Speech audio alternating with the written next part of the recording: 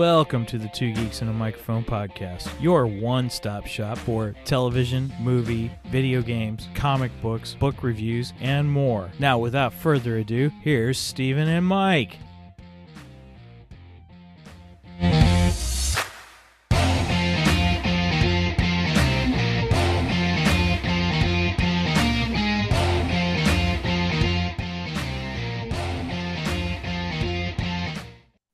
Hello there.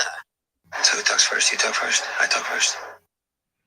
Welcome, everybody, to the Two Geeks and a Microphone podcast /show. We are so glad that you are joining us this evening. We're doing a little different night tonight. Why are we doing a different night tonight, Mr. Mike? Oh, wait, I'm your host, Stephen co-host Stephen Bosher, along with my co-host, Mr. Mike Shanks. Mike, say hey to everybody. Good evening to all you geeks out there in Geekdom Land. Oh, look, we still have finale Book of Boba Fett discussion up.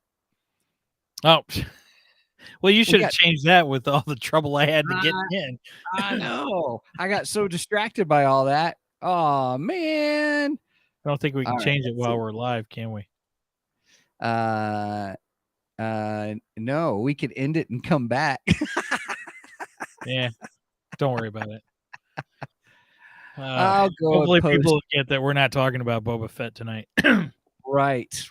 I can update it, but it won't update wherever it's showing until there's. I guess Angie, it is what it is. Angela, why y'all gotta go live? I'm about to go to bed.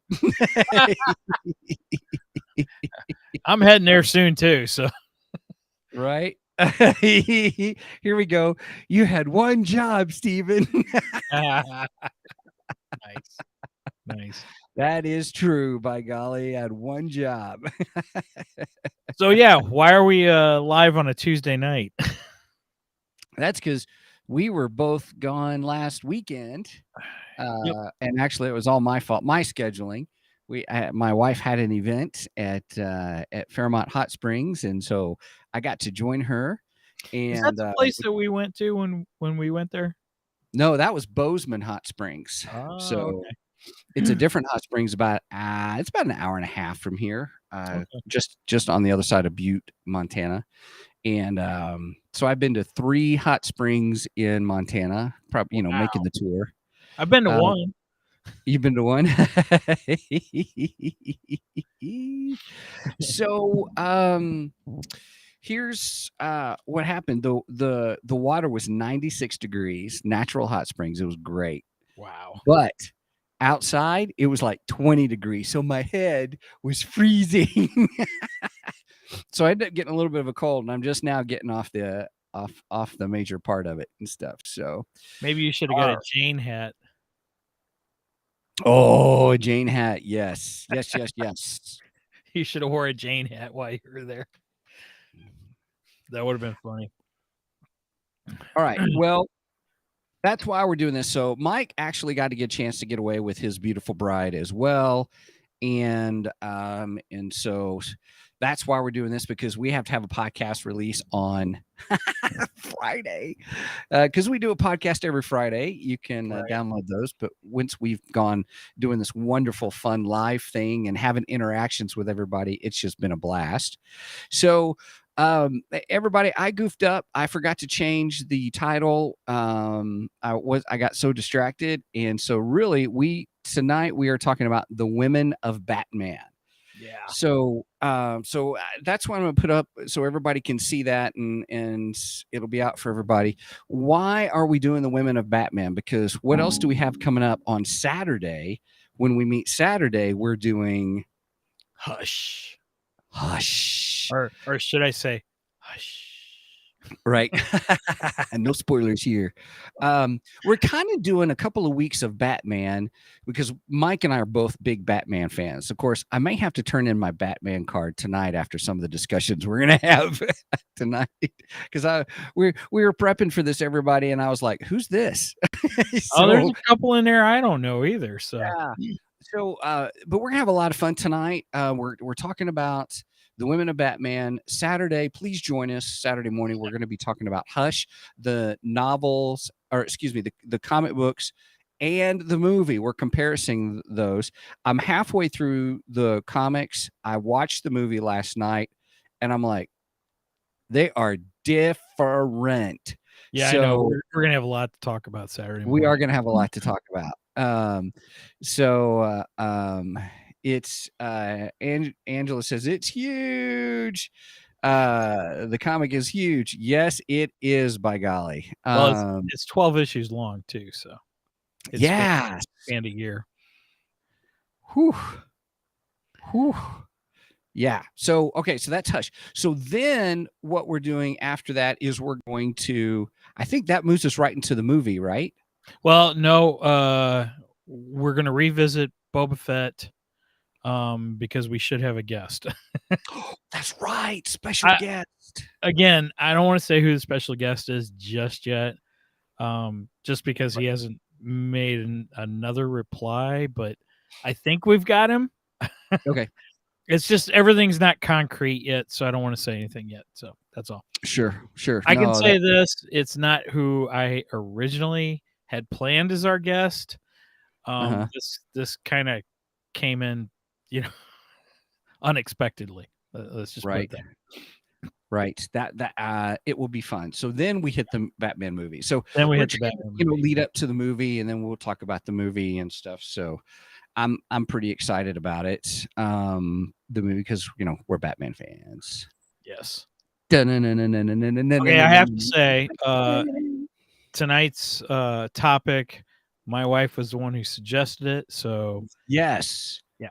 Kudos to Brenda, because it was a fabulous is a fabulous idea. I thought it was pretty cool. I liked it. Yeah, we have to give credit where credit's due. So Angela. Yeah, I wish Michael Keaton was the guest. Everybody, Angela says, so I shouldn't get excited that Michael Keaton is the special guest.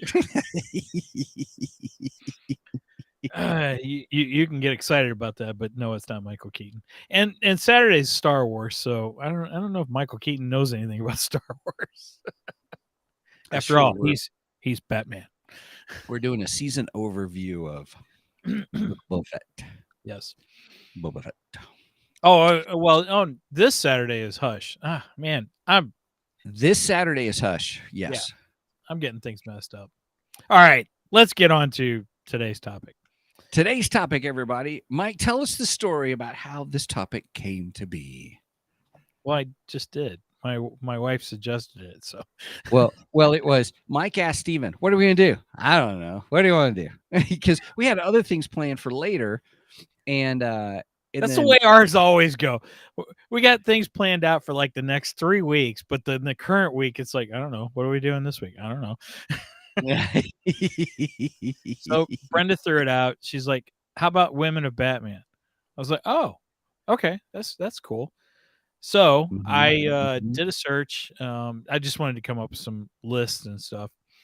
And CBR.com had 3 lists that I liked, and I presented those to Steven, and he liked them too. So we're going to start off with, now again, this is CBR's list, not our list. So right. So CBR's list, I think it's important to notate that, one, our source is CBR. We're interacting with their list, but you will hear us say, maybe not. And so here's the thing. We want to get your thoughts as well. So as we go through these, we have 3 lists: villains, most capable of taking over the mantle, and then also the most important women in Bruce Wayne's life. And all. And she says Catwoman and Harley are her favorites. Nice. Oh yeah. So you should put up what Roger said. Roger says, "Hey, Brian, what are we going to do today? Try and take over the world, Pinky." Of podcasts. Pinky and the brain. Okay, we just dated ourselves. Okay. Good stuff. All right, so we are starting off with the best female villains in the Batverse, okay? Right, according to CBR. According to CBR, and then we're kind of giving our thoughts on the list as well. We're just having fun, where we may agree or disagree with them. But this is all fun and fun discussions, and we want to hear from you. Okay, so we're going to count down 10 to 1, right? Yes. Yes. Okay. So number Sounds 10, good. according to their list, is the White Rabbit. Now, I never heard of the White Rabbit. This is a character I didn't know of. So when you talk about turning in your Batman card, Right. I might have to turn mine in. So according Right. to the article, though, born Jaina Hudson, first villain that deserves a spot on Batman's villains list has to be the White Rabbit. Born to an American diplomat and Bollywood actress, Jaina moved from India to Gotham City at a young age and eventually grew up to be a Gotham socialite. After a brief flirtation with Bruce Wayne, imagine that, one managed to go out on a date as Batman's responsibilities took priority, and she was secretly White Rabbit. She tried to inject Batman after he was pinned by a downed Clayface, but was interrupted by the Flash. Later, she appeared in Arkham, and it was revealed she could split herself into two people, Jaina and the White Rabbit separately. Interesting. Whoa. Didn't know her. I'm not familiar with White Rabbit, and all. Hey, Brian, welcome to the show. And Angela says, "What you mean from Alice in Wonderland?" Here's what it says. It says there's a little picture of a comic on the screen, and it says, she's like, "You got lucky this time, sexy bat. But remember, Alice never did catch the White Rabbit." Yeah, so I assume that they kind of borrowed from Alice in Wonderland. There must be some kind of connection or something like that. So yeah, and all. Okay. All right. Well, that's number 10. So here we go with number 9. I'll take number 9. Okay. All right. Number 9 is ventriloquist. There have been many. I know some of you are like, ventriloquist? He's not a female. I know. I thought the same thing when I saw the list. I did too. There have been many iterations of the villain ventriloquist, but one of the most memorable female iterations of the character has to be Peyton Riley, the second ventriloquist. After the loss of the first ventriloquist, Arnold Wesker, Peyton emerged on the scene more prone to violence and more under the control of the Scarface persona. It was revealed Peyton herself was remorseful for her actions, but Scarface had a hold on her. She also developed a brief romance and relationship with, spoiler alert, Tommy Elliott, a.k.a. Hush. Now, oh, wow. And is the daughter of Irish mob boss Sean Riley, making her closely tied to a life of crime. Now, here I've got to say about this. I have not finished the book Hush, and I watched the movie, and the identity is different in the movie, and I was like, oh, I knew it, kind of a thing reading this, so kind of spoiling it and stuff. So, well, she doesn't appear in Hush at all. That's later. This apparently is later. Right, but Tommy Elliott, I'm like, right. Oh, spoiler, but that's okay. Yeah, we'll talk more about Thomas Elliott on Saturday. On Saturday. Yeah, we're doing a Hush episode, everybody, Saturday. I'm pretty pumped about that. I mean, I always knew about the ventriloquist, but I didn't know there was a female version of ventriloquist. So I didn't either. So that's 2 notches against our Batman cards. I know, man. All right, okay. I'll take number 8 then. So number 8 is Roxy Rocket. So Roxy Rocket appeared in the Batman animated series, and I vaguely remember her, but once I saw her picture, I was like, oh, okay, I think I do remember her. Right. So the article says one of the most unique characters to appear in the Batman universe has to be Roxy Rocket. Originally created by Paul Dini and Bruce Timm, they're awesome. For the Batman animated series, Roxy was a former stunt double for a Hollywood actress who lost her job and went into a life of crime, living for the thrills of it all. Eventually, making her way into DC Comics, she appeared as both a Batman and a Batgirl villain, battling Batgirl Stephanie Brown. Later on, she battles Batman first, having stolen ion thrusters from Star Labs in Gotham City, but Batman stops her. Dun, dun, dun. Interesting. I mean, I don't know if I would include her in the top villains, but or top. I wouldn't. I don't think I would either. Now, granted, I love Batman the animated series and stuff. I did too. I still do. Yeah. Hey, everybody, if you're joining us a little bit later here, just I goofed on the title that comes out there. We're actually talking about the women of Batman. All right. Yeah. We already did the Boba Fett finale, so you can go back and listen to that later. Later. All right, you want to take number 7? Yeah, excellent. So this is Nissa Ratko, I believe. Not Ratko, but Ratko. That's how I'd pronounce it, but I could be wrong.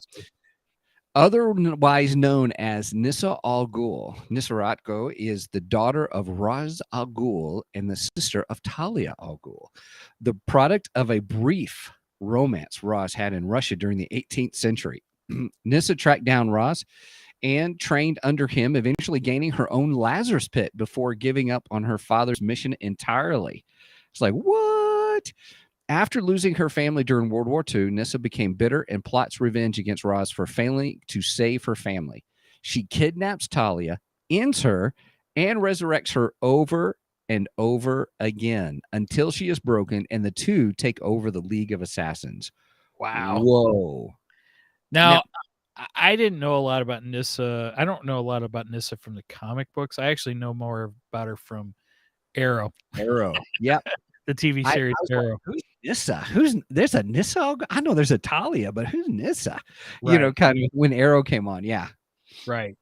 I actually loved your character in Arrow. I did too. So yeah, anybody in Ra's al Ghul's family is pretty darn cool in my book. So yeah. So I don't know. Say Ra's al Ghul. Some people say Ra's al Ghul. I say Ra's. Yeah. We're saying Ra's, everybody. That's our headcanon. Thank you very much. I'm drinking. All right. Number 6 is Lynx.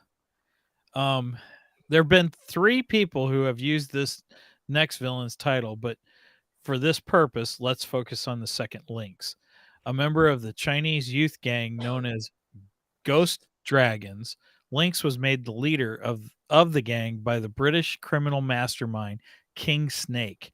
After failing to stop Robin from interfering in their work, King Snake had one of her eyes taken as a punishment. Oh. Now, Lynx, I didn't know anything about this character either. There's a little bit more there too. Scroll down just a little bit. Oh, okay. Later on, after taking control of the gang and ousting King Snake in Gotham, Batman approached Lynx during No Man's Land, working to stop Gotham children from being trafficked.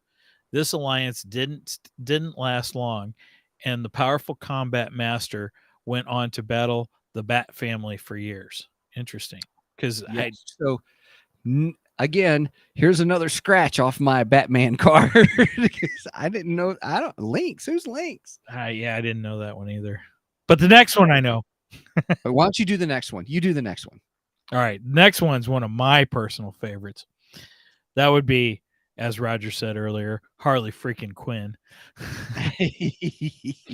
One of the most infamous, powerful foes Batman has ever had to face has to be Harley Quinn. Originally a character created for the Batman animated series. That's cool. That's a neat tidbit. Harley Quinn went on to become one of DC's most popular characters, originally the love interest and sidekick for the Joker. Harley eventually broke out on her own as a villain and an anti-hero, much like Marvel's Deadpool. Probably why everyone puts them two together too, which I always thought was weird because I'm like, well, she's DC, he's Marvel. Anyway, right. Agreed. Powerful in her unpredictability, she's not trusted at all by Batman, with good reason. Despite her attempts at her own brand of heroism. She was her own brand of heroism. Yeah, right. She was even chosen recently to become a female Fury, although this, of course, didn't last long. Now, one of the interesting things about Harley Quinn, like it says, she was actually created for the animated series. Yeah. And the character was so popular, so they decided, oh, we got to pull her into the comic books. So they put Harley into the comic books. The only other character that I know of before Harley to do this would have been Batgirl, because Batgirl made her appearance on the 60s TV series Batman, and she was the so Adam popular. West series. Right. She was so popular, they put her in the comic books because she was not in the comic books before the Batman TV series. Oh, that's interesting. Yeah. I So love Harley Quinn. Angela brings up a great question, and it's why isn't she number 2? Well, Like, first would of all, you have her number 5 on your list? do I? Yeah, if you had your list, would she be number 5? Heck no. Heck no. Harley would be. Oh, Did you guys catch that? There was no pause. There was like, heck no. no.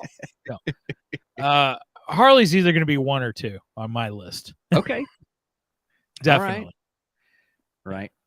All right. You want to take the next one? Oh, yeah. Brenda says you would have married her. Yep. I love Harley. Oh, my goodness. Okay. Number 4, Catwoman. The most complex villain Batman has been involved with has to be Catwoman. Maybe. Originally, I agree with that. Wait till we talk about Hush. Okay. Originally one of his greatest foes, she has evolved over the years to become one of his greatest love interests of all time. Selena Kyle is a well-known thief who has had many run-ins with Batman over the years. More recently, their off-and-on, again, romance has turned serious, very nearly ending in marriage. And while the marriage was called off, the romance still lingers between them. Catwoman is a skilled fighter, even managing to defeat Talia al Ghul in combat in recent years. This is why I think she needs to be higher than Talia al Ghul. Oh, heck yeah. On my list should be either 1 or 2. Uh-huh. Mm-hmm. I totally agree with you. She's higher. Definitely higher. Mm-hmm. I will say, I'm thinking about this whole complex. Is she the most complex?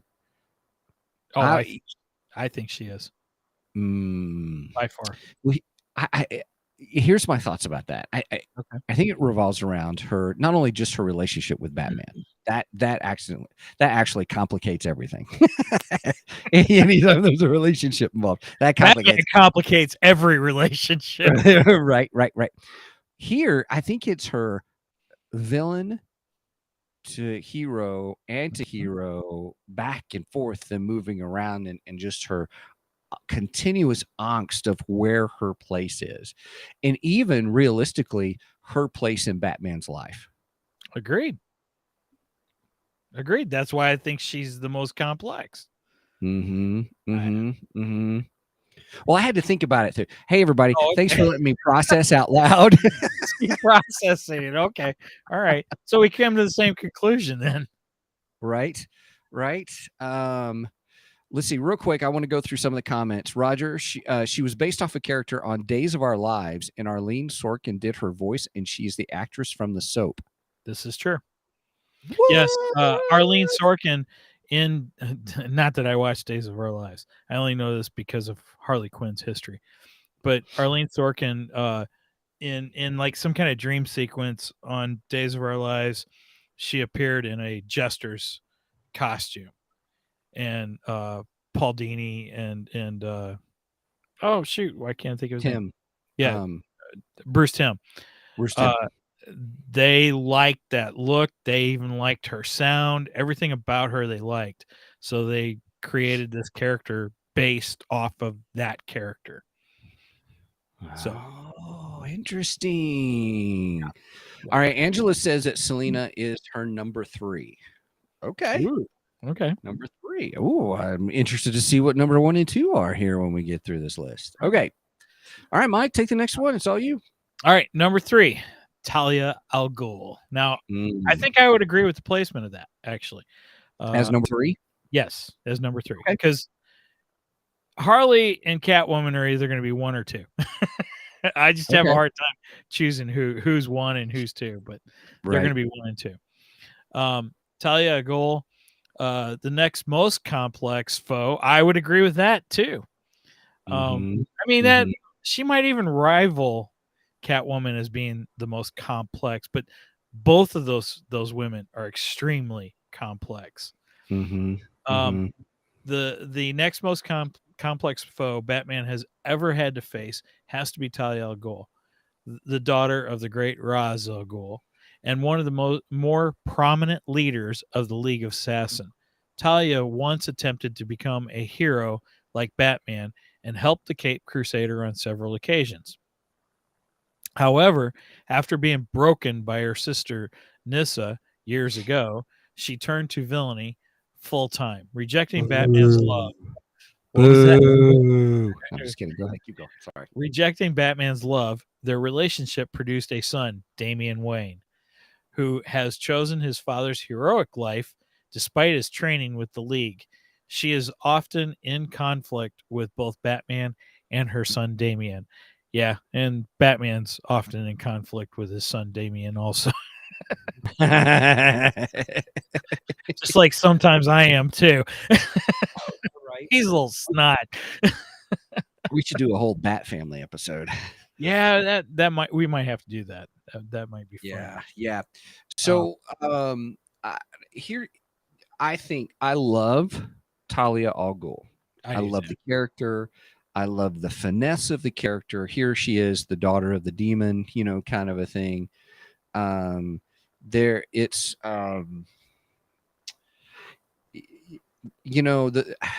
I think of Ra's al Ghul, I always remember Ra's al Ghul making a comment about, because what did he always call Batman? The great detective. The detective. Right. Yep. Yeah. And we don't get to see that much of the detective to a certain degree in many of the films, just how smart and brilliant he is. Yeah, the films haven't portrayed him as the detective. You're absolutely right. But they're saying the Batman is supposed to be more. He's supposed to take more of the detective role in this film. So, and being the fact that the Riddler is the main villain of this. I'm sorry, spoilers, but if you haven't seen the trailers for this movie, I would assume, we would see a lot more of the detective work, the detective side of Batman. So, Talia and Ra's always brought out the detective in Batman. Yeah. So, and I think she's a fantastic villain. She's awesome. Yeah. I'm excited about the new movie. Now, hey, I'm just going to take a real quick 30-second sidebar here. Okay. I watched Reacher on Amazon Prime. Absolutely love that show. But he is, ex-military, but he is big as Batman, and he is smart as a whip Batman, kind of a thing. So he is kind of like Batman, but he's just not. His superpower is not being rich.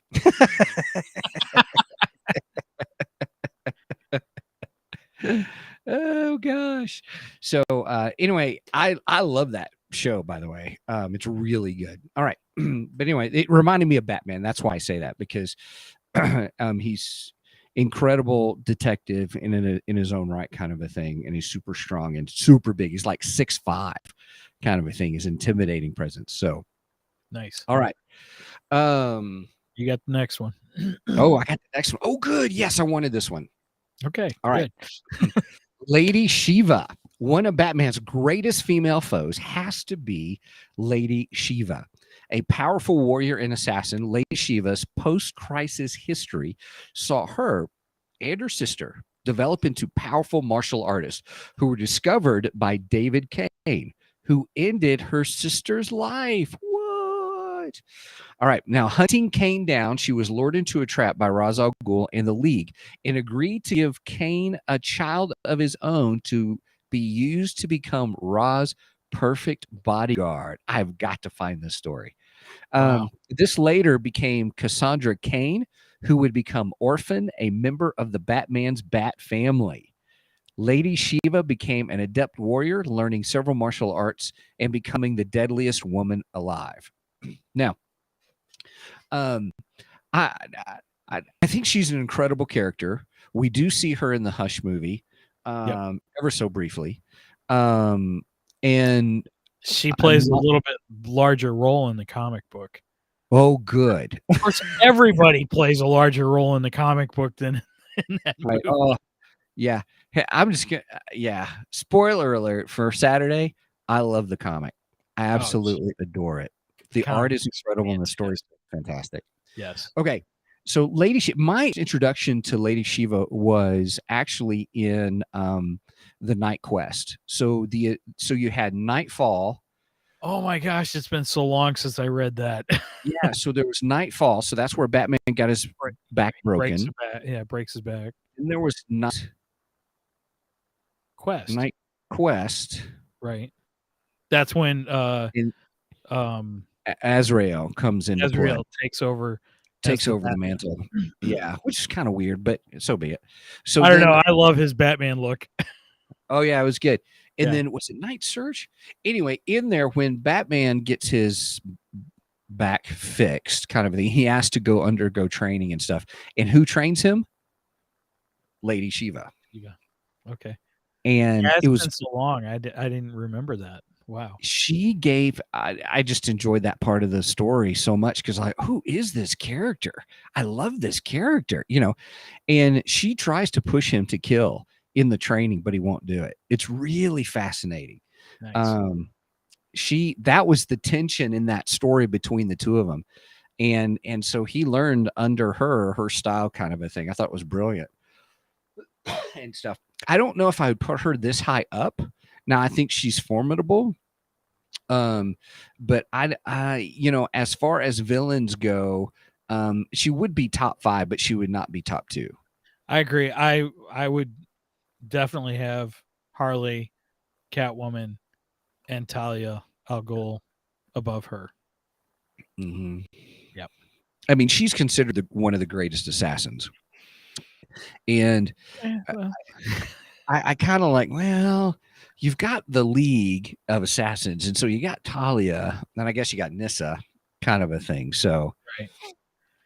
I don't know. I still like Talia better. So, right. All right. Number one. It's all you, my friend. All right. Number 1, according to their list, which I got to say, she has to be high up too, is Poison Ivy. Probably the most powerful female foe in Batman's Rogues Gallery. I would agree with that, probably. Except for in Batman versus Teenage Mutant Ninja Turtles. She wasn't so powerful in that. That's true. Anyway, Dr. Pamela Isley became Poison Ivy after being exposed to a chemical compound in an accident. Doesn't that seem like all of them? Right? Something happens, right? Obsessed with protecting the earth and nature, she used her ability to manipulate and control plant life to take out humanity, coming into conflict with Batman. Eventually finding a path as an anti-hero, Ivy has had the power to control all life on Earth using microbial, thank you, plant spores to control humans, even heroes like Superman. Hush. However, her romance and life with Harley Quinn often pulls her from the brink. So, yes, I wouldn't put Poison Ivy as number 1, but she's definitely in the top 5. Actually, I think I would put her above Lady Shiva. All right. Well, hey, Matt, welcome to the fray. Good to have you with us. Matt says, fully agree with Ivy. So, all right, everybody, here's where we go. Matt says she used her microorganisms just like a Jedi. Nice. We always have to get a connection to Star Wars somewhere. Matt, thanks for that. I didn't do it this time. Right. All right, everybody. Who would be your number 1? Who would be your number one? Number one or two? I'm curious. Here is, well, everybody's thinking theirs and going to put them in the chat and stuff. I think my number one, I'm looking through the list one more time. I'll I be think here all week.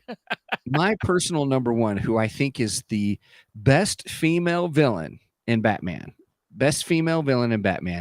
number one is going to be Catwoman, and number two is going to be Talia al Ghul for me. Nice.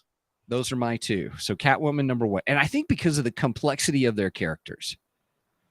Well, I already said mine's tied. It's either Harley or Catwoman. That's my number one. So okay. All right.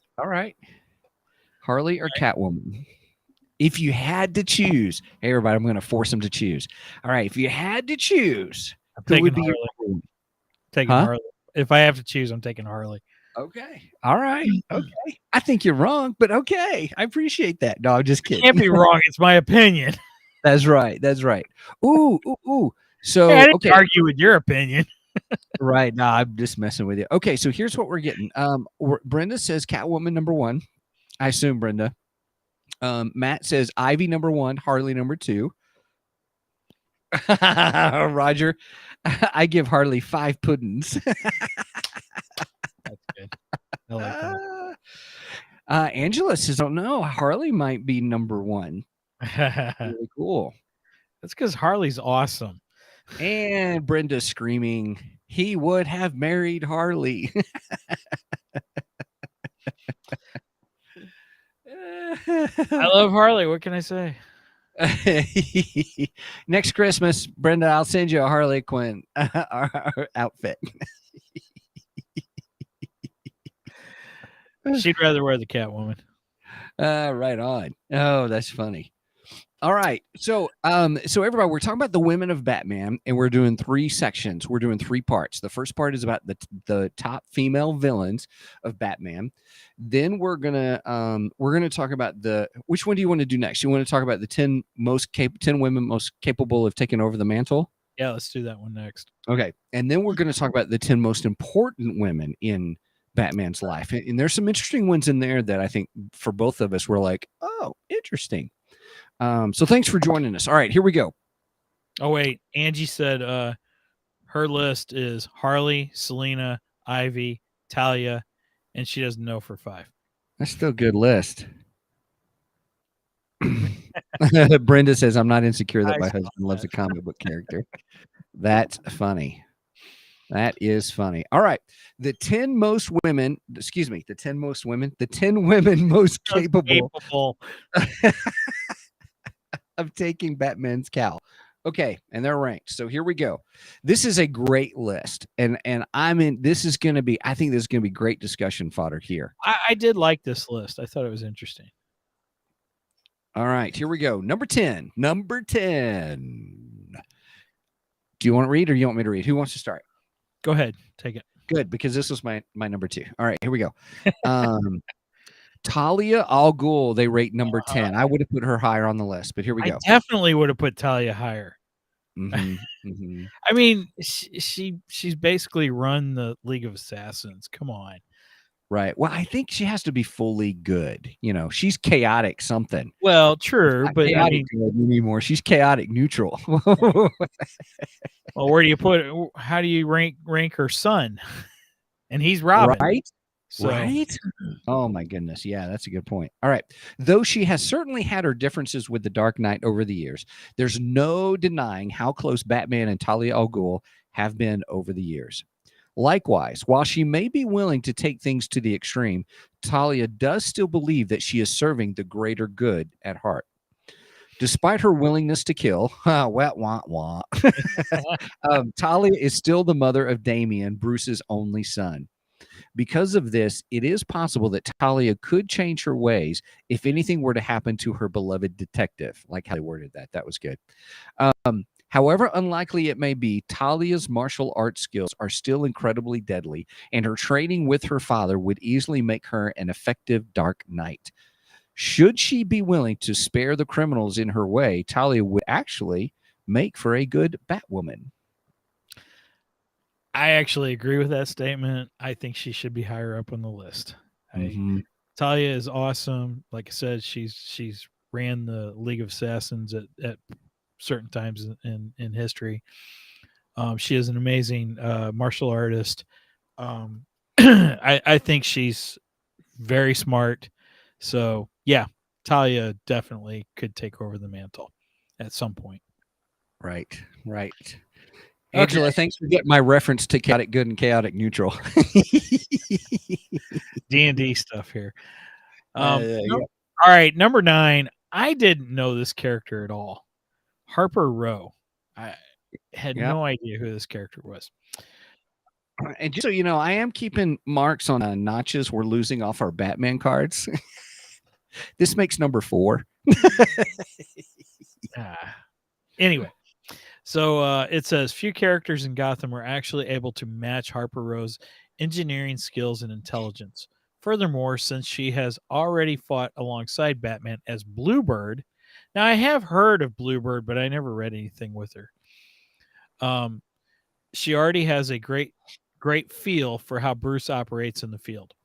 Unfortunately, an ideological difference drove Harper away from the rest of the Bat family. With that in mind, however, she certainly has her own ideas on how to clean up the streets of Gotham. While she may do things a bit differently from Bruce, there's no denying that Harper could still do a great job as a replacement, all while putting her own spin on the character. Yeah, I don't have a lot to say there, just because this is the most I really know about her.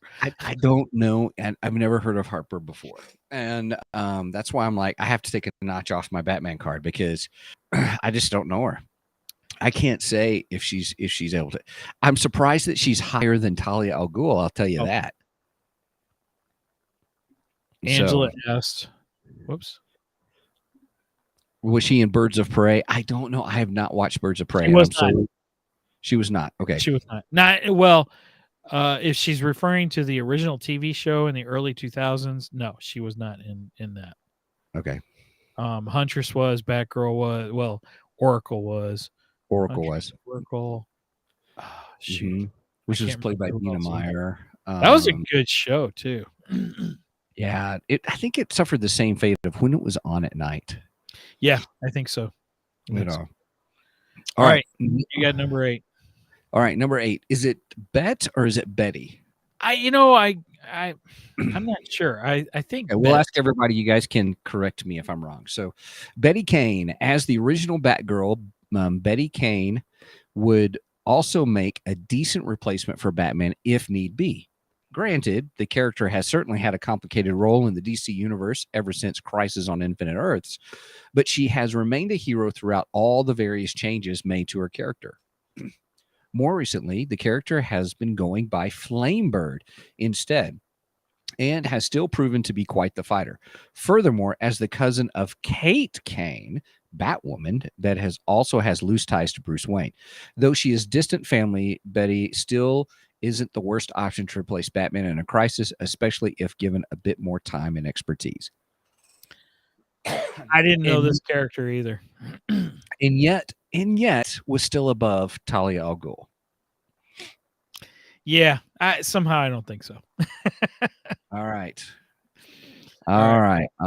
Here we go. Oh, you lucky devil. Okay, go ahead. Number 7, the Huntress. Woohoo! I do like the Huntress. She's cool. Yes. In recent years, Helena Bertinelli, or Bertinelli? That's how I'd say it. Bertinelli. Has really Bertinelli. Get the Italian in there. Has really grown a lot as a character. Despite her rather dark and tragic background, Huntress has still proven to be an incredibly deadly fighter, and has even worked her way up in the terms of status. Since the launch of the New 52, the character has been depicted as an agent of Spiral, training other young women in various forms of martial arts. While she may be a little more lethal than Batman would prefer, yeah, she has certainly proven that she is capable of getting the job done. Likewise, her experience with the Birds of Prey has only made her more deadly, While she may not be his first choice, Huntress is still qualified to replace Batman in a pinch. Yeah, I agree, and I think I'd put her up a little higher than 7. I would put her up higher as well. Yeah. Yeah. I think Huntress is well capable of taking on the mantle of the Bat. Agreed. Again, she's got the fighting skills. I think she's very smart. Yeah, definitely. Yep. I agree. You know, even reading Hush with Huntress in it at the beginning, she was fantastic. And she proved herself in that situation where she could easily pick up the mantle. Agreed. She just needs that code not to kill anybody. And well, Talia would have the same thing. But then again, if you go back and look at Agreed. You're right. But if you go back and look at Azrael had no problem killing people. Yeah, that's true too. So, and he took over the mantle of the Bat. Yeah, which was kind of surprising. All right. All righty then. You want to do the next one? Number 6. Sorry, I forgot to be doing my just did Huntress. It's yours. Oh yeah, you did Huntress. It is mine. All right. Renee Montoya. As a seasoned detective on the GCPD, Renee Montoya has shown a lot of promise in several fields. Not only is she a great hand-to-hand fighter, but she also has a brilliant mind, making it easy to see why Vic Sage chose her to replace him as Question. Granted, Renee's fighting skills could still use some work, as she is nowhere near the same level as other members of the Bat family, but she still shows a lot of promise. Furthermore, there is much more to Batman than simply being able to throw a punch, making Renee's mind a valuable factor should she replace Batman. Okay. I have to do another notch. So this is notch number 5 for me. Me too. I did not know this character. But I am intrigued. I love the detective side of this one. I love the brilliant mind side of this one. And so, and if she replaced the Question, yeah, I think she'd be very interesting. Yeah. And yeah, that would play a detective part in this. I have to just put up Matt's comment real quick. Oh yeah, sure. Go ahead. So Matt said Batman has killed. Yeah, I agree. He has killed, but his code is that he doesn't kill and he doesn't use guns. That is his code. So his code of conduct. That could be up for debate. Yeah, well, Steven and I argue all the time whether he killed in the Michael Keaton series or not. And right. I mean, you don't see any of them die, so. But you know they're dying. His code changes. Matt his code changes a lot when he becomes when it's Thomas Wayne, because Thomas Wayne has no qualms about killing or using guns. Right. I do. Oh, here's something interesting. Roger says her character is on Batwoman now on the CW. So the TV show? Oh, yeah, that would be the TV show. I don't watch the Batwoman. Oh, I didn't watch it. I didn't like it. I tried to watch it and I couldn't get into it. Yeah, I heard a lot of people just couldn't get into it and all. Okay. All right, moving right along. Well, we're moving along. I don't know if we're moving right along, but we're moving along. Okay. Number 5, Stephanie Brown. Given that she was already Robin, Stephanie Brown is a bit more likely to make her a better Batwoman than others on the list. With that in mind, however, the character didn't last long as the Girl Wonder, and this definitely has some different ideas from the Cape Crusader himself. However, Stephanie has proven to be a very good hero and has really grown into her own as Spoiler. Likewise, before the New 52, she also proved to make a great Batgirl with great fighting skills and the blessing from the 2 Batgirls before her. Stephanie is easily one of Gotham's greatest protectors, even if she does things a little differently. Now, I never read any of the comics with Stephanie Brown. I've heard about Stephanie Brown, Okay. and I've heard she was a popular Batgirl. I didn't realize that she was Robin. That's pretty cool. Um, so I mean, with those things in mind, if she was Robin, that means she's fought right alongside Batman himself. Okay. And she's been Batgirl, so she's also fought alongside him there. So she definitely has the training to possibly take over the mantle. But I don't know. Number 5, that seems a little high to me. But Derek says she's one of my favorites. really, okay. I mean, I'm You not shooting her down. School us, Derek. What? Derek could school us on that. Yeah, I'm sure he could. Like I said, I just knew that she was Batgirl. I didn't know a whole lot about her. So you can't take one off my Batman card for that. Well, I have to. I got for me. Okay. I got to scratch another mark on my Batman card on that one. So wah wah. All right, now, I get to do this one. I'm excited about this one. Number 4, Cassandra Cain. I don't know who this is, but I love this. Okay. I find it fascinating. So Batman himself has stated that Cassandra Cain would likely surpass him one day in terms of fighting ability, considering the fact that her parents are 2 of the deadliest assassins in the entire DC universe. It only makes sense that Cassandra would be a very effective crime fighter. Now, we already know we just talked about who the parents were. It's Cain, that's the one assassin guy. Excuse me. And Lady Shiva. Remember Lady Shiva? Cain killed her sister, and Ra's al Ghul's like, "Hey, you know, why don't you guys have a baby, and I can have the best personal bodyguard I can make, you know, kind of a thing." So, and out comes Cassandra.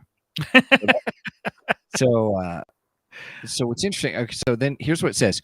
Throughout her time as Batgirl and then later Orphan, Cassandra has shown to be one of the most promising hand-to-hand fighters Batman has ever worked with. Despite the fact that she generally doesn't speak, Cassandra has arguably made for a more frightening character than Batman himself, making her a great replacement should anything happen to the Dark Knight. I'm actually going to start looking up I love in the app in the DC app where you can look it up by character, and I'm hoping I can get Cassandra character. So that's what I'm hoping for. Okay, I didn't know a lot. I didn't really know about this character either. But now Derek just brought up she was in Birds of Prey. Oh, and okay, I watched the TV series Birds of Prey. I don't remember that character though.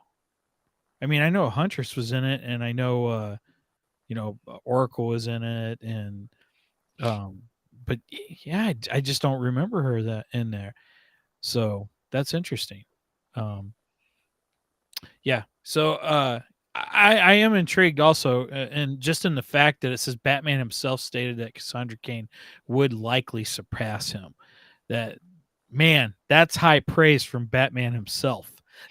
right. That's a big deal. Yes. Right. That's a huge deal. Real quick, we've been corrected. So the movie. Say it's not so. I know, right? The movie Birds of Prey. Oh, okay. I've not seen it. I still have not seen the movie Birds of Prey, only because I heard very, very bad things about it. Okay. All right. So I'm actually probably gonna end up watching that movie because, you know, I've always wanted to see it anyway. So I just priorities. I hear you. It's just not high up on the list, right? Right. Okay. All right. Next on the list, my friend, it's all you. Number 3, Barbara Gordon, Batgirl. It is no secret that Batman is one of the smartest minds in the entire DC universe. However, one of the few characters who may have him beat is none other than Barbara Gordon. Even during the years she was paralyzed, Barbara continued to fight crime as Oracle, providing all sorts of intelligence and information to some of the biggest names in DC Comics. As of the New 52, the character has regained the ability to use her legs and has resumed fighting crime as Batgirl once again. Though she is nowhere near as brutal as Batman typically is, Barbara still has a lot of compassion, which could certainly come in handy after years of doing things Bruce's way. With sharp reflexes and even a sharper mind, Barbara would definitely fill in nicely for Bruce. Yes, Barbara would make an awesome Batwoman. Uh, I do agree that she's not as brutal as Batman, and she has a lot more compassion than Batman. That might be the only thing that may slow her down at taking over the Bat Mantle. But other than that, yes, she has the brains. She has the fighting skills. She has the capability.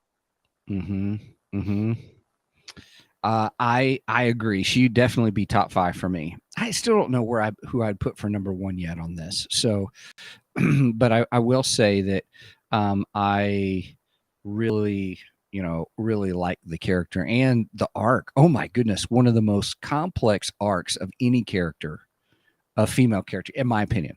Now, arcs, not complex characters themselves. I'm talking about her journey as an individual. Just the journey that they've had her on.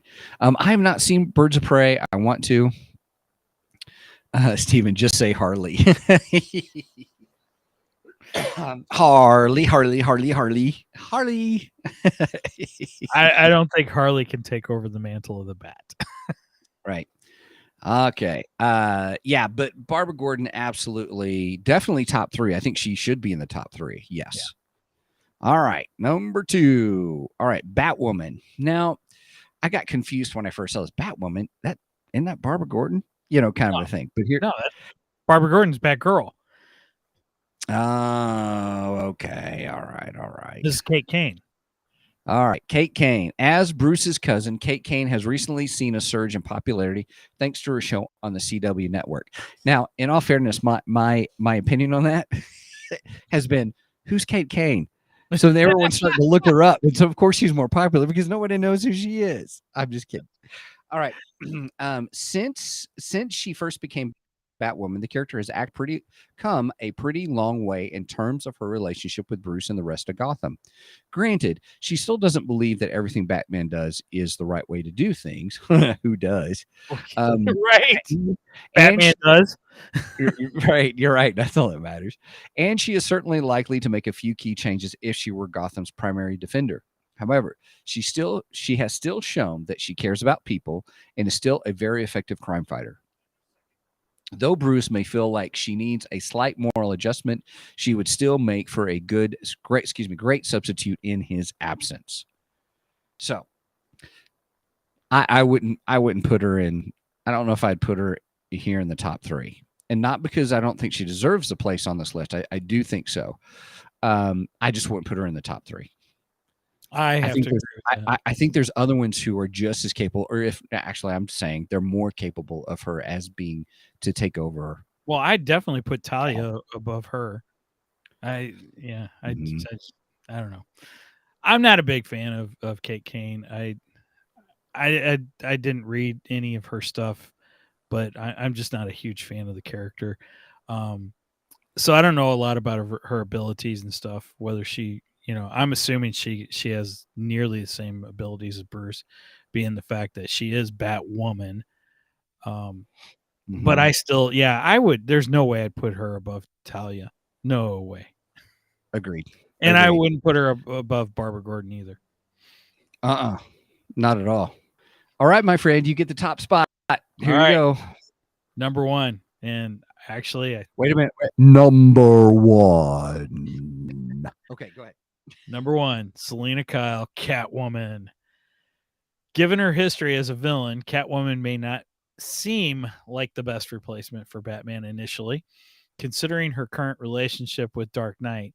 However, it is hard to imagine anyone else replacing him. While the two are not officially married, it is clear that Selina will remain a key part in Batman's life for the foreseeable future. Likewise, she has also grown a lot as a character since getting serious with Bruce and would likely want to honor him by doing things the way he did. since few other characters actually know Batman better than Selina does, she would likely make the best replacement for Batman. I would agree with that. I think Catwoman is fully capable of taking on the Bat Mantle, and actually, I would love to see a comic book. Give her a chance. I would love to see that happen in the comics. Right. Here is where I don't doubt that she could do it. Actually, I agree. Number one spot. The only thing I disagree with is it says would likely want to honor him by doing the things the way he did. I agree with that. I'd be like, no, I don't agree with that statement. I think Selina would do it her own way. She would. Yeah. Selina is Selina. And she does things her way, just like Bruce does things his way. Yeah. You know, and in that sense, they're a lot alike. So, yeah, I agree with you. I don't agree with that statement one bit, but I do think she is fully capable of taking on the Bat Mantle. Definitely. I think because of that close relationship and stuff, I'll definitely agree. Number one. Yeah. I see as number one. Probably number two would be Barbara Gordon for me, and then Talia al Ghul right after that. I wholeheartedly agree with all three of those. Definitely. Yeah. Angela, we'll post it. Go ahead. Angela will put that up. Here it goes. It says, she would not. That's correct. She would not do the way things Batman does. She would say, Bruce does it this way, but I do it better. Yeah, that sounds like Selina. I agree. Yep. All right. Yep. Agreed. All right. Hey, everybody. If you're just joining us, I know people are coming in and out and stuff or catching this later. We are talking about the women of Batman. Yes, I apologize for messing up the top, the intro where it says the finale book of Boba Fett. I will have to change that post-production. And I'll get that taken care of for everybody. But we are talking about the women of Batman. We are looking at CBR articles that Mike found that are really good. These are good. They're written well. The articles are written well. We don't agree with all of their lists, but we thought it'd be great fodder for discussion and hear what you guys have to say as well. Now, we didn't ask everybody, who are your top two for the top women in the Batverse who could take over the mantle? I'm really curious what everybody thinks about that. So you can pop those in the discussion in here. Now, I wonder, does everybody agree that Selina Kyle, the Catwoman, would be the best Batman? I don't know. Who could take over the cow? See, now I have to take in consideration that there's like a 10-second delay. So that's why I keep talking. I know. Okay. Angela says Selina, then Talia, probably. Okay. All right. I think those are great choices too. Brenda says Catwoman and Batgirl. Okay. I assume Barbara Gordon, Batgirl. Mark says Huntress. Huntress is up the list for me. Yeah. Agreed. That's a good point, Mark. I like that. That's true. Almost forgot. Derek says, I don't think Selina would be the ultimate. Cassie for sure. I have got to read more about Cassie. And all. Derek says Talia is too corruptible. Huh. Okay. All right. Okay. I think I agree with your statement, Derek. She is Ra's al Ghul's daughter, so that's true. But I mean, her capabilities, she could do it. Who knows how long she could keep it up, though? Right. I mean, is she gonna turn? But again, I go back to Azrael. Yeah, he was kind of messed up, so and he took it over. All right. Yep.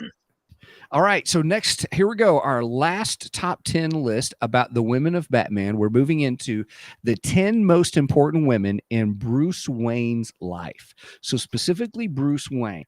And so I thought this was an interesting list too. this was an interesting list, and we saved it to last because I think it's going to generate a little bit more discussion about who some people are and things like that. So, oh, Angela says her list is number 1, Selena, 2, Barbara, and 3, Huntress. I like that.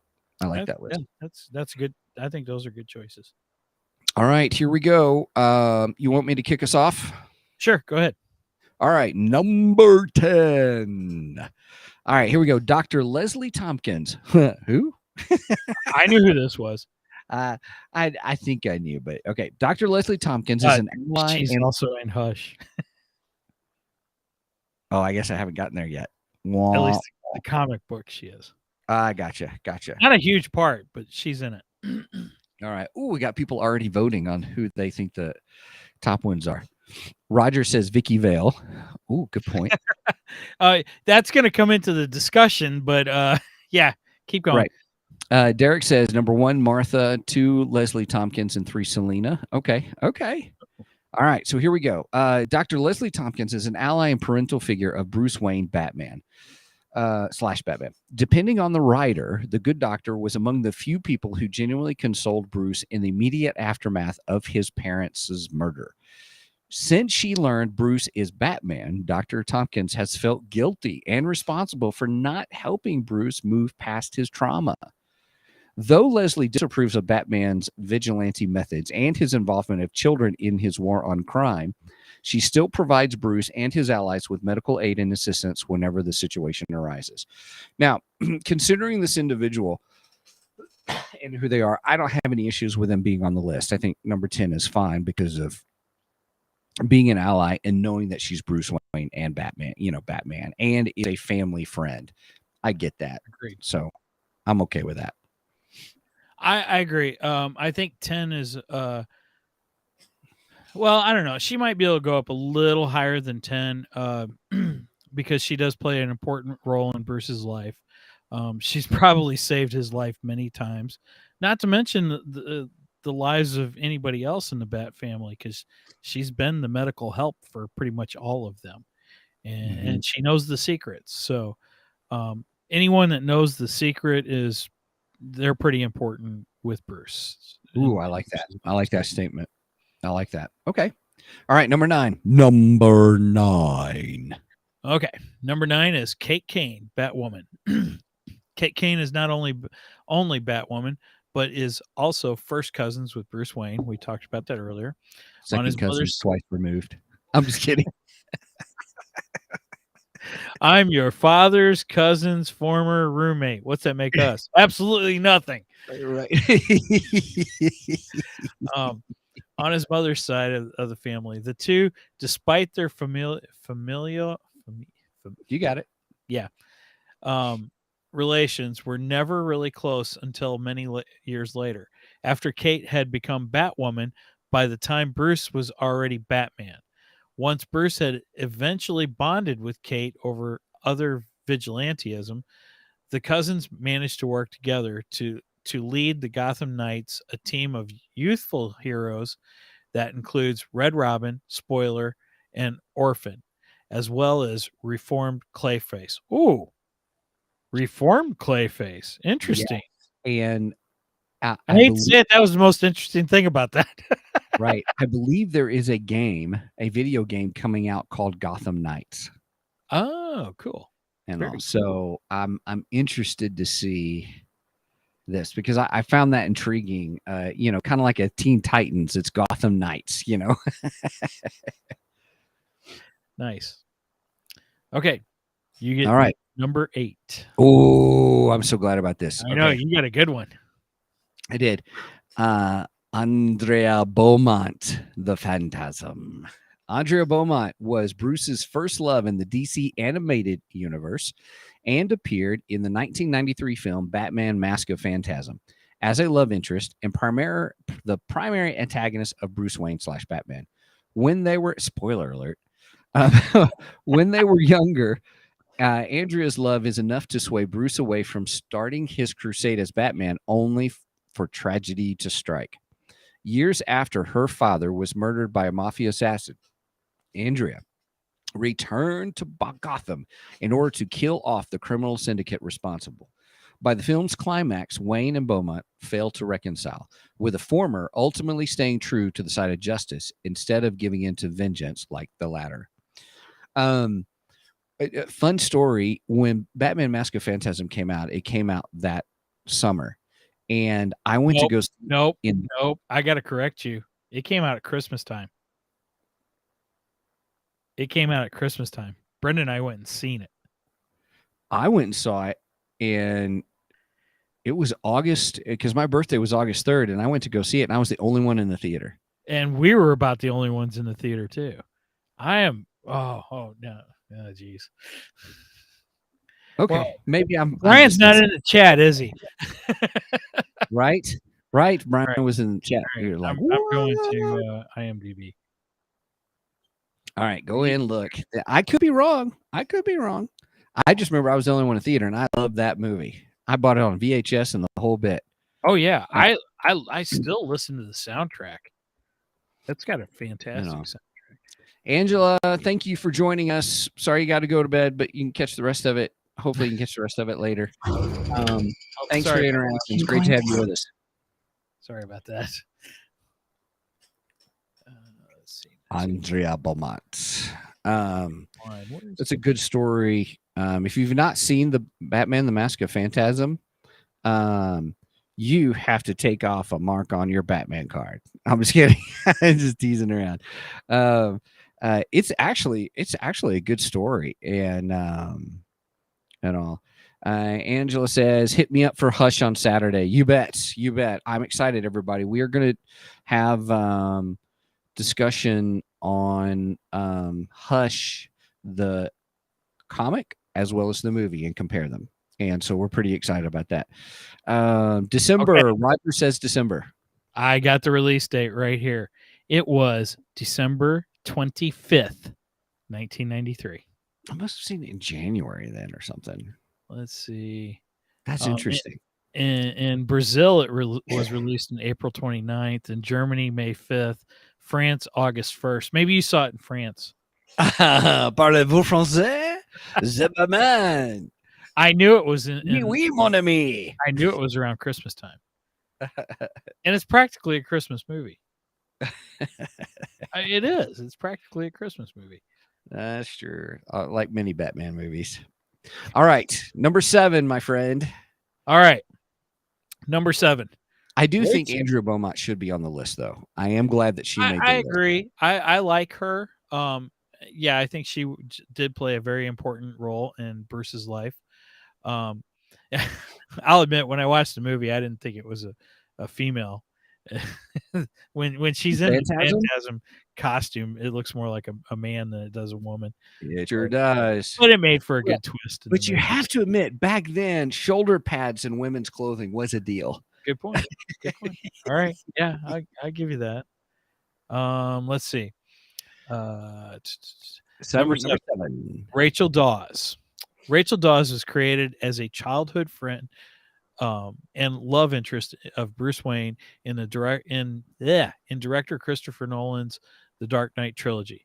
Although Rachel was portrayed by 2 different actresses in separate movies, she remained an important person in Bruce's life and was influential in her friend's rule against killing and using firearms several years before he became the Batman. Mm-hmm. With Rachel's tragic death in the 2008 film The Dark Knight as a result of the Joker's plans, an emotionally distraught Bruce would become recluse for 8 years after defeating the criminal mastermind and accidentally killing Harvey Dent, who had become the scarred and unhinged vigilante Two-Face. Okay. I liked her. I liked her character in the Dark Knight series. I would say, yeah, she's important to Bruce Wayne in the Dark Knight series. As far as I know, Rachel Dawes has never been in the comic books. Derek might be able to correct me on that. Right. But I would have put Vicky Vale in place of her. Okay. And I know Vicky Vale was only in one Batman film, but Vicky Vale I know also crossed over into the comic books.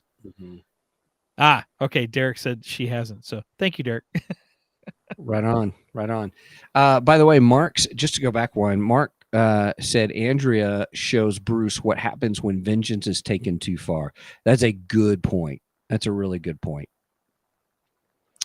Okay. All right. Number 6. Here we go. Julie Madison. Julie who? All right. Julie Madison was Bruce Wayne's first girlfriend and love interest in the comic books. After decades of not being included in most stories since then, Julie eventually reappeared and had a more significant role during the New 52. Following a violent confrontation with the Joker, Bruce, having lost most of his memories, especially his time as Batman, started a relationship with Julie.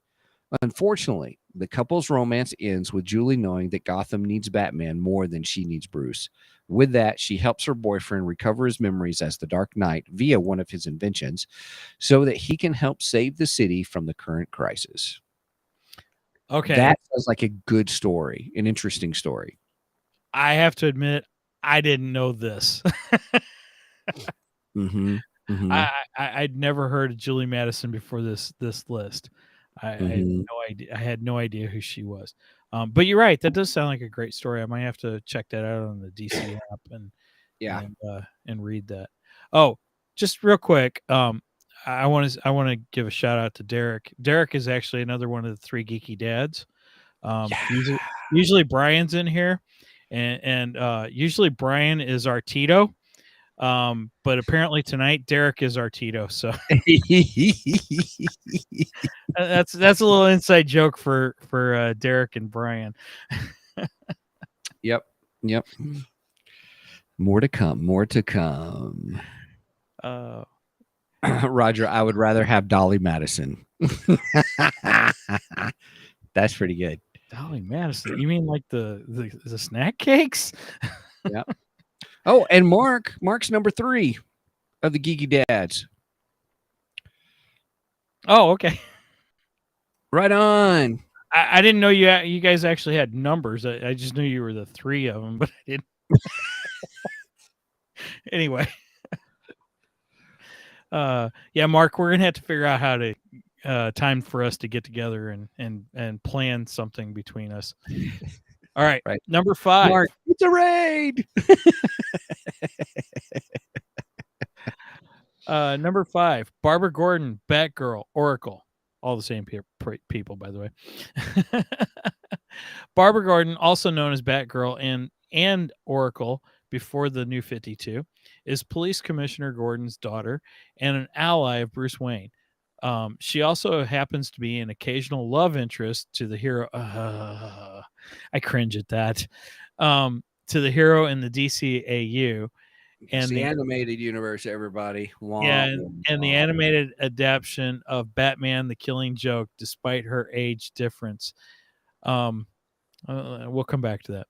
Regardless of their relationship being romantic or not, Barbara is considered as an important woman in Bruce's life because, like with other close associations, she provides strong emotional as well as heroic support in the field, and as the information broker Oracle, Barbara is even more invaluable ally and a friend. I agree with that. Yep. I love Barbara. Everybody, get ready for the rant. Here we go. I love Barbara Gordon. I think she's a fantastic character. I love the Batgirl. I love the Oracle. All of them, awesome characters. I hate this putting Batman and Batgirl together in a romantic relationship. That was the only thing I didn't like about the movie adaptation of The Killing Joke. That actually made me a little ill to my stomach. And is the only part of the movie adaptation that is not in the original graphic novel, The Killing Joke. Now, I will say, it is kind of canonized in Batman Beyond that he and Barbara did have a relationship, because she does talk about that in the Batman Beyond Return of the Joker movie. But again, I don't like it. I don't like that at all. Yeah. Okay, that was my little rant. Well, Derek says, thankfully they've kept that in the Killing Joke, not any of the others. And then says she belongs with Grayson only. Well, like I said though, they did carry that was a point in the DC animated series too, Mm-hmm. because it was brought up in Return of the Joker. So, Oh, for Batman Beyond, right? Yeah, Batman Beyond, right? I do like how in Titans they kind of kept that tension with Barbara Gordon and Dick Grayson. You know, a lot of people complain about the Barbara Gordon in the Titans. I didn't think she was all that bad. I mean, she was a little stiff, but oh, that was bad. I didn't even think about that. She's a little stiff. Uh, she was in the wheelchair in the Titans series. So, but I didn't Oh, think she was. I was just talking about her personality. That's why I was laughing. Yeah, her personality was a little stiff, but other than that, I thought she was all right. Yeah. I didn't mind. Derek says she didn't like her at first, but she grew on me. I agree. I came to enjoy her role, and I'm looking forward to the next season. I am too. By the way, another connection to Jack Reacher is the guy who played Hawk is the actor playing Jack Reacher. Oh, really? And he does fabulous. Okay, well now you gave me a real reason to watch Reacher. Uh-huh. Because I like that actor. I thought he was great. You know what? I liked him in Titans, and at first I was like, okay, yeah, he could when I heard he was going to be playing Jack Reacher, I was like, oh, he could pull that off, sure. And then when I watched it, he's incredible. He is incredible. He's awesome as Hawk. I love the character Hawk. He's fantastic. So yeah, we'll have to check it out. All right. You get number 4. Hey, Brenda, I'm just going to say there's several times you get to see him without a shirt. So, just saying in Jack Reacher. So he was also Aquaman in Smallville. No, wait a minute. Aquaman in Smallville. I did not know that. Hawk was? The actor.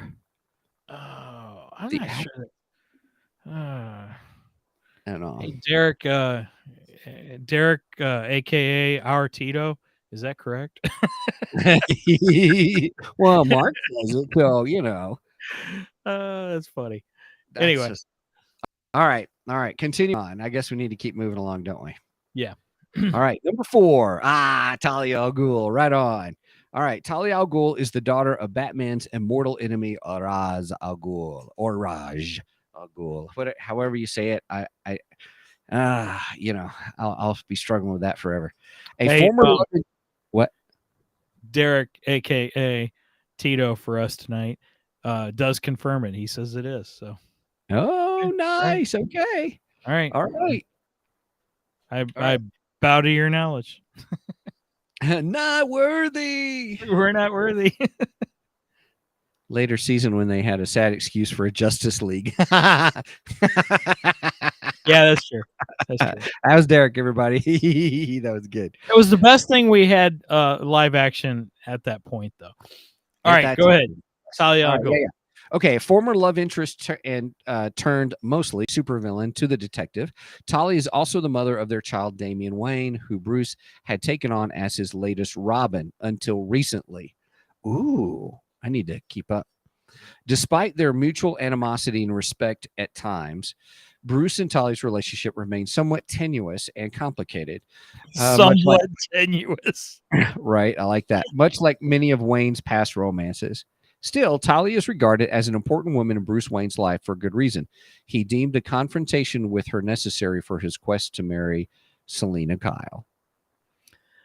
I agree. Talia al Ghul is very important to Bruce Wayne. I think there are times when Bruce has more feelings for her than he lets on that he does. Of course, then again, Bruce doesn't let his feeling, or Batman doesn't let his feelings be shown about anybody. And Bruce is very guarded. But yeah, I think she is more important to him than he would admit she is. And considering she's the mother of Bruce's son, I say yes, that she's pretty high up on the list. Okay. All right. All right, number 3, my friend. Now, number 3, I don't know if I I agreed with this so much. Number 3 is Diana Prince, also known as Wonder Woman. Princess Diana of I can never say the Themyscira. name. Themyscira, thank you. Better known as Wonder Woman, is one of Bruce's strongest and closest allies in the Justice League and the DC Universe superhero community. Although the two have been romantically linked in certain depictions, Bruce and Diana remain good friends for most stories. Diana is among Bruce's truest friends and is a vital figure in his life. It's Diana's purity of heart that helps the how do I say that? Byronic? Byronic. Byronic. Okay. Hero, remember that despite the bad, there is always also good in their world.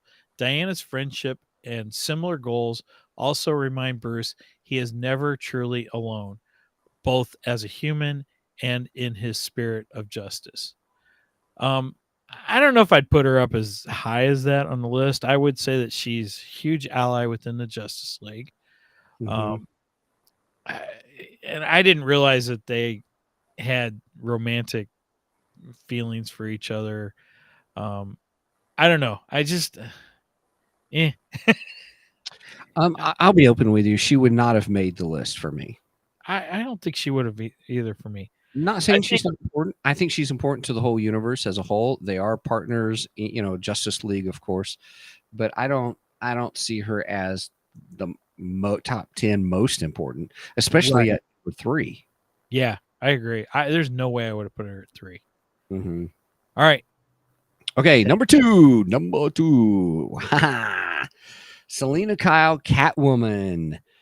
Selena Kyle, also known as the Master Thief, an anti-heroine. Catwoman is the most famous love interest of, and in recent years, an ally of Bruce Wayne and Batman.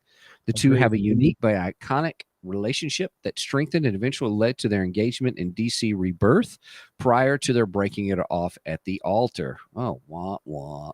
All right. Despite their separation in the comics, Selena remains one of the most important women in Bruce's life for having helped to make changes to the hero with regards to his own pursuit of happiness, plans for a brighter future, and a desire to be a better person. Oh, wait. Here.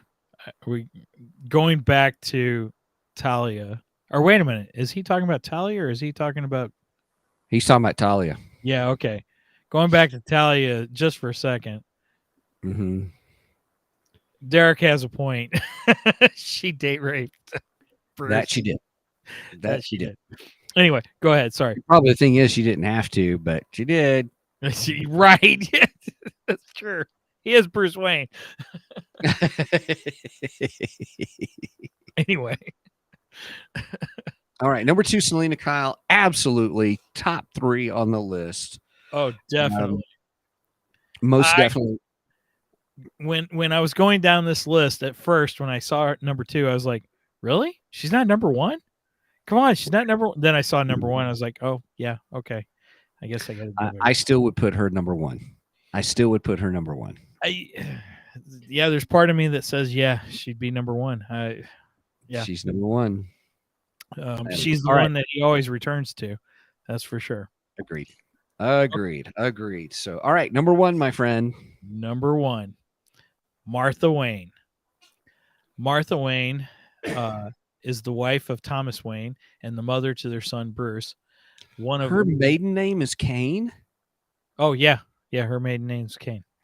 That explains the whole cousin part with Kate Kane, and right. I wondered how all that occurred. Okay, sorry. Whoop. Another notch for Steven on his Batman card. Martha, why did you say that name? Sorry. One of the dumbest lines in a right. ever. Oh my gosh. Sorry, squirrel. Of all the women in Bruce's life, Martha is considered the most important, for without her and Thomas' tragic murders, there wouldn't have been a Batman to help protect Gotham City, and by extension, the world, and even the DC multiverse. Hey, Steven, the multiverse verse. Oh, gosh. Right. It's Martha's influence as much as Thomas's, which was instilled into Bruce to ultimately be a good and virtuous man, in spite of the darkness that motivates him to operate as Batman. Furthermore, in Batman, Whatever Happened to the Cape Crusader, written by Neil Gaiman Mm. and illustrated by Andy Kubert,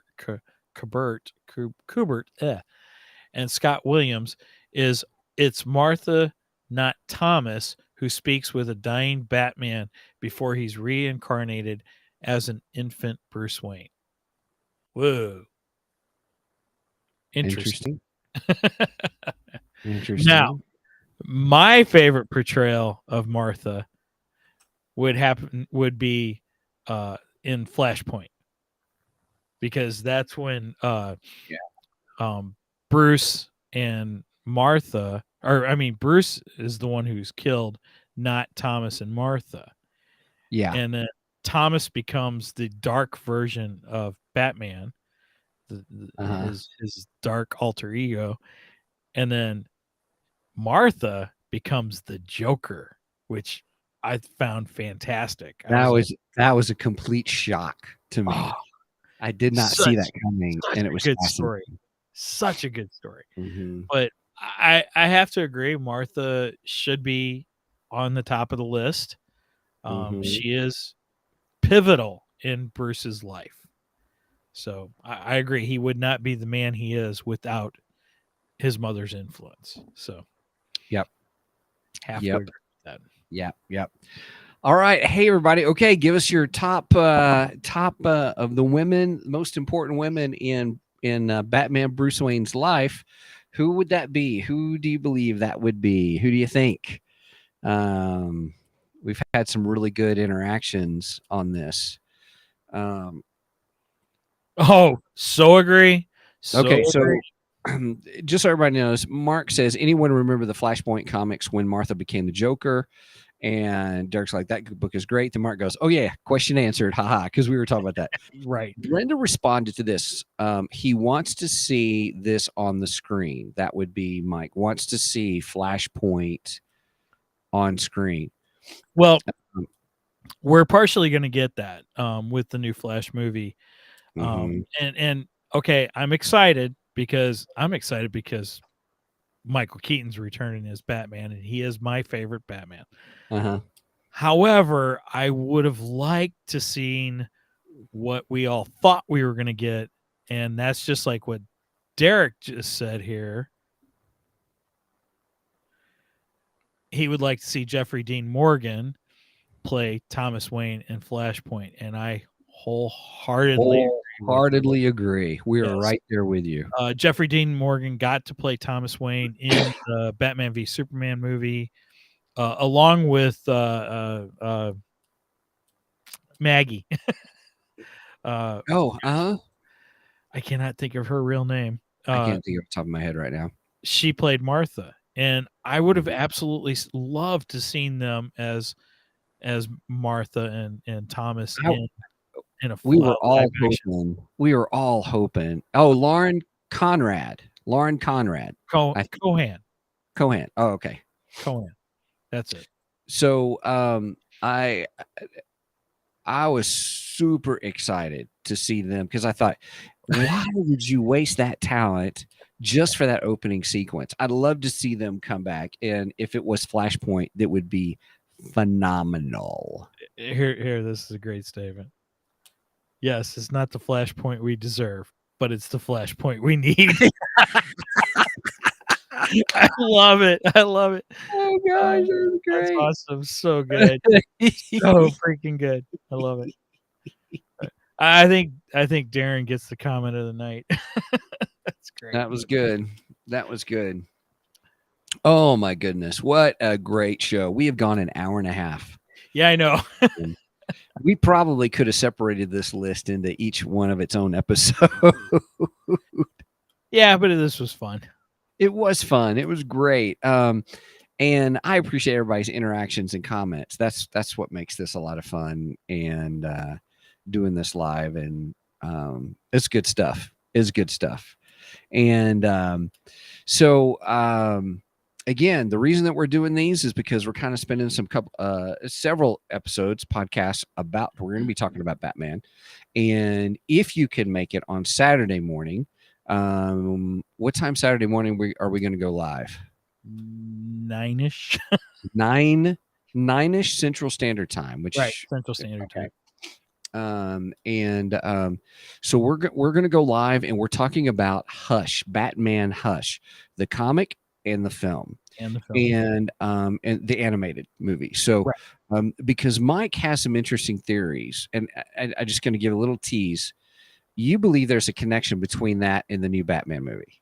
I believe there's a possibility. I mean, I don't think they modeled the movie after Hush.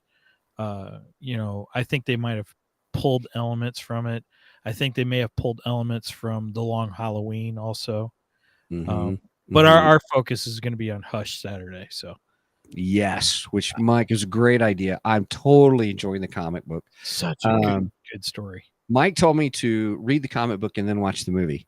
I'll give you my opinion. Watch the movie, then read the comic book. And that's all I'll say about that right now. You'll have to tune in Saturday for that. If nothing else, read the comic book. If nothing else, read the comic right. Book. If nothing else, read the comic book because it's better. It's much more better. Hey, it's the first time we got it. Yeah, we got it in. Let's take a treat. Right on. no George Lucas tonight, but we did get a much more better. Right on. Hey, everybody. Thank you so much for joining us. We appreciate you. Appreciate being in the chat. It's been fun. It's been fabulous. Great time. And Mike, thanks for the topic. No. Brenda, thank you for the topic. Yeah, this wasn't my topic. This was Brenda's. So it was and all. So yes. Mark, thanks for the encouragement. Mark says, you guys rock. Great episode. Thank you. And I'm just saying this publicly. We still want to do a crossover event with you guys. So just saying. Derek, glad I clicked. Yes. See, I sucker punched everybody with saying, hey, we're going to do a finale of Book of Boba Fett discussion. Hey, wait a minute. Is Mark one of the three? It's Derek. But is Mark one of them too? Are you getting confused on who's who? Brenda equals cool. No, Derek I know is from Three Geeky Dads. See, there's a penguin that has fallen off thing, and I'm just saying. But yes, Mark is the third. Remember, we made a joke about being the third. Okay. And all. Oh, so we had 2 of the 3 Geeky Dads tonight. We had 2 of the 3. Wow. We had 2 of the 3. We should totally go live. I'm loving you guys' show too, by the way. Yep. Yeah. I think we can get all 3 on. I think get up to 10 people on here at once. Oh my gosh, that's going to be crazy. Right? If we got those 3 in, holy cow. Derek. Yeah, if you guys have not listened to 3 Geeky Dads, listen to those guys. They are fun. They are a lot of fun. All of us together. Oh my gosh. Hey, do we have to be sober for that episode? Like Mark Anthony Austin. You're right. I got a feeling the 3 of them ain't going to care. Right. Oh my goodness. All right. Well, I better wrap things up. And everybody, thank you so much for joining us again for 2 Geeks and a Mic. It's been great. I needed this little respite fun. I've been sick from this weekend. So sorry. Mark says sober. That's a thing.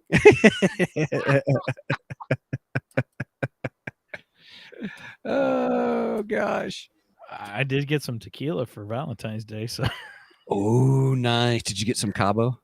No, she got me Santo Raspado. So, yeah. Well played, Brenda. Well played.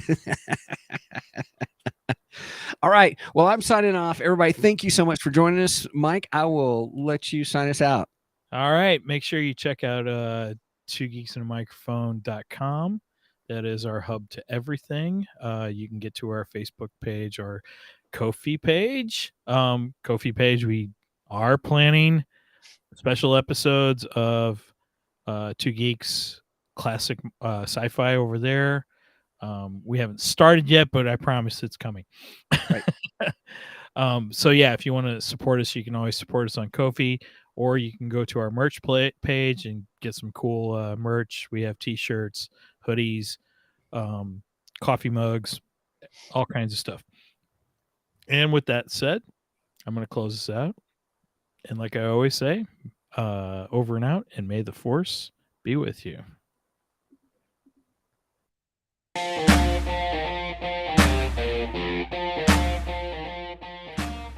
Thank you for joining us today on the Two Geeks and a Microphone podcast. Tune in next week when we will have more news and reviews. Until then,